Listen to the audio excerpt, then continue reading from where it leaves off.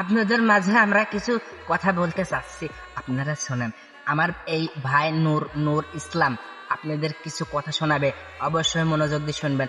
হজ এই আমাদের কি যেন নাম, ধর্ষক বিলাল, ধর্ষক নাকি ধর্ষক বিলাল, ধর্ষক বিলাল, ধর্ষক বিলাল।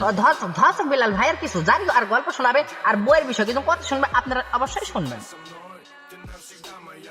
নূর তুমি বলো। অনুপ্রেরণার আরেক নাম ধর্ষক বিলাল ভাই। তিনি হাঁটতে বসে একটি অনুপ্রেরণার বই লিখেছেন, সেটি হলো মূল্য মাত্র 1000 টাকা। 1000 টাকা দিয়ে বই বই লেখাচ্ছে, 10 টাকা খরচ হয়েছে মানুষ তাই বলছে, কিন্তু ওই আর কি জানো, বলো বলো। ও, এখন সে বইটি লেগে যে দাবি করছে, বইটির সামনে আরেকটা বই তৈরি করছে, ওইটা 30,000 টাকা দিয়ে বিক্রি করবে। আর আর যেসব কবিরা আছে তারা পোঙা মারা দিয়ে খাবে। এই ওই আগের কথা পিছে চলে গেল, ওই ভাবতে হবে না, বলছে মানে নিম্ন নিম্ন 30,000 টাকা দিয়ে বিক্রি, ওইটুকু বলে দাও। বলতে যাচ্ছে নিম্ন, সর্বোচ্চ কত হবে ঠিক নাই, নিম্ন 30,000 টাকা দিয়ে বিক্রি করবে। আর যেসব কবিরা আছে তারা মানে পোঙা মারা দিয়ে খাবে।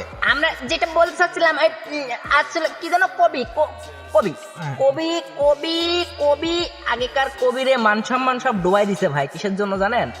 একটা বই যদি 1000 টাকা করে বিক্রি হয়, আগেকার কবি একটা বই বিক্রি করেছে 150 টাকা 100 টাকা, আর এমন একটা বই বানাইছে বইয়ের দাম হলো 30 টাকা, সেই বই বিক্রি করছে 1000 টাকায়।